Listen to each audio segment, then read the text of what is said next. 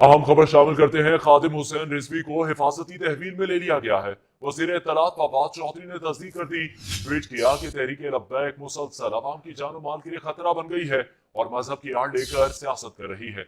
मौजूदा कार्रवाई का आसिया बीबी के मुकदमे से कोई ताल्लुक नहीं। सूरत हाल मुकम्मल कंट्रोल में है। अवाम को रम रहे और हुकाम से मुकम्मल ताउन करें।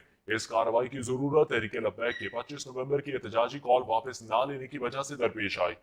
अवाम की जानो माल और इमलाक की हिफाजत हुकूमत का अव्वलीन फर्ज है। अपडेट करें आपको इस आम खबर के हवाले से। खादिम हुसैन रिजवी को हिफाजती तहवील में ले लिया गया है। वजीर इत्तलात फवाद चौधरी ने तस्दीक कर दी।